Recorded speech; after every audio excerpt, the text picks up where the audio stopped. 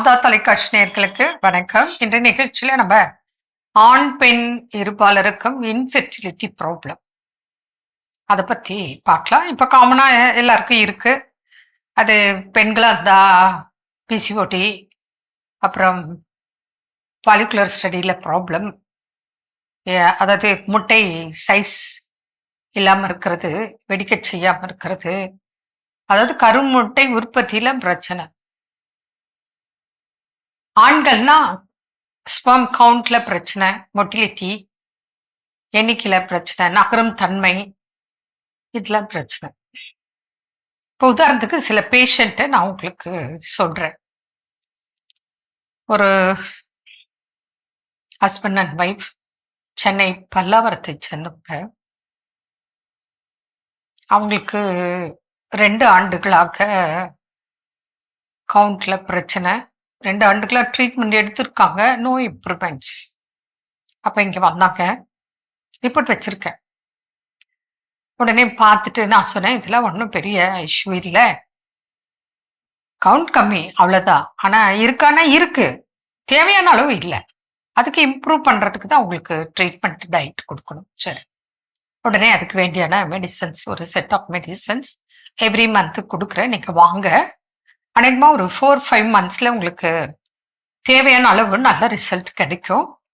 First மந்த்தே உங்களுக்கு ஃபிசிக்கலாக satisfy ஆகிடுவீங்க, மென்டலாகவும் relief கிடைக்கும் அப்படின்னு சொன்னேன். கொடுத்தோம், டயட்டும் சொன்னோம். அதுக்கப்புறம் அவங்க எல்லாம் கரெக்டாக ஃபாலோ பண்ணிட்டு இருந்தாங்க. ஃபர்ஸ்ட் மந்த்தே வந்தாரு, என்னப்பா அப்படின்னு, எல்லாம் ஓகே, நீங்கள் கொடுங்க, நல்ல திருப்தியாக இருக்கு அப்படின்னு சொன்னார். ஸோ அதுக்கப்புறம் அப்படியே கண்டினியூ பண்ணிச்சு. 5th மந்த் முடிச்சு செக்அப் பண்ணோம். அவருக்கு ஸ்பெர்ம் கவுண்ட்டு என்ன தேவையோ, எவ்வளோ இருக்கணுமோ அதை விட பெட்டரா நல்ல ரிசல்ட் வந்துருச்சு. அதுக்கப்புறம் அந்த பெண்ணு கொஞ்சம் ஒபிசிட்டி, சைட் பை சைட் அவளுக்கும் நம்ம ட்ரீட்மெண்ட் கொடுத்து அவங்களும் அதுக்குள்ள வெயிட் குறைச்சி அவங்களுக்கும் கன்சீவ் ஆகிறதுக்கு ஜென்ரல் ட்ரீட்மெண்ட் கொடுத்தது. ஏன்னா அவங்களுக்கு எல்லாம் ஒரு ப்ராப்ளம் இல்லை, வெயிட் தான், ஒபிசிட்டி தான் ப்ராப்ளம். பீரியட்லேயோ ஓவலேஷன்லேயோ எந்த ப்ராப்ளம் இல்லை. ஏன்னா பாலிகுலர் ஸ்டடியில் பார்க்கும்போது நல்லா இருந்துச்சு. ஸோ ட்ரீட்மெண்ட் கொடுத்தோம், அழகான ஒரு பெண் குழந்தை. அதுக்கப்புறம் வேற பேஷண்ட், அவங்க கடலூர் மாவட்டம், கடலூர் டிஸ்ட்ரிக்ட், 32 வயசு. எங்கே போனாலும் உனக்கு குழந்தை பிறக்காது. அவங்க ஏன் அப்படி சொல்லியிருக்காங்க அப்படின்னு சொன்னா, ஒன்று வந்து பிசிஓடி, 2வது ஒபிசிட்டி, 3வது டிப்ரெஷன். அந்த பொண்ணுக்கு இவ்வளோ ப்ராப்ளம். இதில் பார்த்து பார்த்து டாக்டர்ஸு வெக்ஸ் ஆகி உனக்கு வாய்ப்பெல்லாம் இல்லைம்மா அப்படின்னு சொல்லிட்டு இருக்கிறாங்க. ஆனால் பேரண்ட்ஸ்க்கு ரொம்ப மன வருத்தம். அங்கேருந்து எவ்ரி டைம் டாக்ஸியில் அந்த பொண்ணை எவ்ரி மந்த் கூட்டிகிட்டு வருவாங்க. நான் சொல்வேன், ஏம்மா ஆன்லைன் வீடியோ கன்சல்டேஷன் பண்ணிட்டு கொரியரில் கூட வாங்கிக்கலான்னா, எதுக்காக அவங்க வந்தாங்கன்னு சொல்கிறேன்னா, எந்த அளவுக்கு மனசில் அவங்களுக்கு கவலை இருந்தா எதை பற்றி எந்த கஷ்டத்தையும் பார்க்கல, ஒரு குழந்தை கிடைச்ச போதும், அதுதான் அவங்களோட முக்கிய கருத்து, எண்ணம், அந்த முயற்சி. அவங்க ஹஸ்பண்டும் வருவார் அந்த பொண்ணுக்கு, அந்த பொண்ணும் வரும், பொண்ணோட அப்பா அம்மா வருவாங்க, 4 பேர் வருவாங்க. ஹஸ்பண்ட் ஒன்றுமே பேச மாட்டார், சைலண்டாக இருப்பார். ஏன்னா அவருக்கு எந்த ப்ராப்ளம் இல்லை, கூட கூட்டிகிட்டு வர்றாரு. ஆனால் பேரண்ட்ஸ் தான் எப்பவும் அழுப்பாங்க. நான் சொல்லி ஒன்றும் இல்லைப்பா, சரியாயிட்டோம்.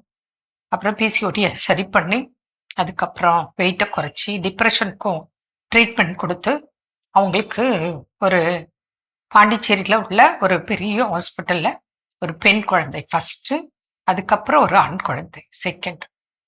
இது அதுக்கப்புறம் வெள்ளூர் பக்கத்தில் ஆரணின்னு ஒரு ஊர், அந்த ஊரில் ஒரு நர்ஸ், அவங்க ஸ்டாஃப் நர்ஸ், ஒபிசிட்டி, பிசிஓடி, ஹஸ்பண்ட்க்கு கவுண்ட் கம்மி, 2 பேருக்குமே பிரச்சனை. ஆனால் ஹஸ்பண்ட் வர ஷை, ஆனால் இவங்க நர்ஸாக இருக்காங்க, எவ்வளோ பேஷண்ட்டை பார்ப்பாங்க டெய்லி. ஸோ போல்டாக ஹஸ்பண்ட் ரிப்போர்ட்டை எடுத்துட்டு, இது வரைக்கும் அவங்க ஹஸ்பண்டே நான் பார்த்ததில்லை, பார்க்காம தான் ட்ரீட்மெண்ட் கொடுத்தேன். ரிப்போர்ட் இருக்கு, சரி ஓகே, அவங்க சொல்கிறாங்க ரிப்போர்ட் இருக்கு, பார்த்தோம். அதனால அந்த அம்மாவுக்கு பிசிஓடி சரியாகவும் ஒபிசிட்டி குறைக்கவும் இர்ரெகுலர் பீரியட்ஸை சரி பண்ணிட்டு அவங்க ஹஸ்பண்ட்க்கு கவுண்ட் இன்க்ரீஸ் ஆகுறதுக்கு வேண்டியான ட்ரீட்மெண்ட் கொடுத்தோம். அவங்களுக்கு எல்லாம் சரியாகி இப்போ அவங்களுக்கு 2 குழந்தைகள் இருக்கு. ஃபர்ஸ்ட் பெண் குழந்தை, செகண்ட் ஆண் குழந்தை, 2 குழந்தைகள் இருக்கு. அதனால எதுக்காக இவ்வளோ உங்களுக்கு சொல்றோம் அப்படின்னா, நம்பிக்கை வேணும், பொறுமை வேணும், கடைபிடிக்கும் தன்மை வேணும். இதுல எதுவுமே இல்லைன்னாலும் பிரச்சனை. புரியுதுங்களா?